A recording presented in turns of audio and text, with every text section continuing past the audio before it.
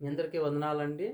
ఆదివారం దినాన అనంతపురం నుంచి కురకోడ్ అనే గ్రామంలో సువార్త ప్రకటించడానికి వెళ్ళుంటే, ఆహ్, ఆ కురకోడ్ గ్రామంలో ఆ బస్సుని నిలబెట్టి వాళ్ళనందరిని గాయపరిచి, వ్యాన్‌నంతా కూడా తుక్కు తుక్కుగా వాళ్ళు కొట్టినట్లుగా ఆర్ఎస్ఎస్ సంబంధించినోళ్ళు, మతోన్మాదులు, మత ఉన్మాదం కలిగి అక్కడ గాయపరిచారు. ఆ వ్యాన్‌ని పలగొట్టినట్లుగా వీడియోని చూసానండి.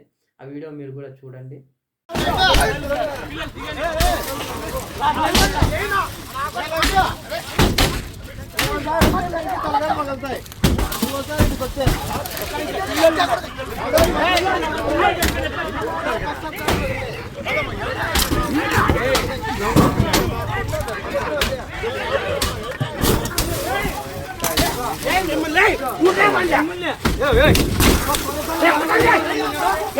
వీడియో చూసారు కదా!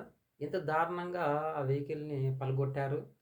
ఎంత దారుణంగా ఆడ దేవుని పిల్లల్ని గాయపరిచారు. రాజ్యాంగము ఎవరి మత స్వేచ్ఛని కదా! ఎవరైనా గూడా ఎవరి మతాన్ని వాళ్ళు ప్రకటించుకోవచ్చు అని మనకి రాజ్యాంగం అనేది ఉన్నది. ఆ రాజ్యాంగం గూడా వాళ్ళు ఉల్లంఘించి ఎంత దారుణంగా మానవత్వం లేకుండా అక్కడ పలగొట్టినట్లుగా మనకి ఆ వీడియోలో కనిపిస్తుందండి.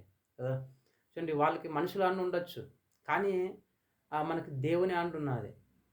దేవుడు మనకి న్యాయం చేస్తాడు. మీ అందరూ కూడా ప్రార్థించండి. దేవుడు ఖచ్చితంగా అంటే మనకు న్యాయం చేస్తాడు.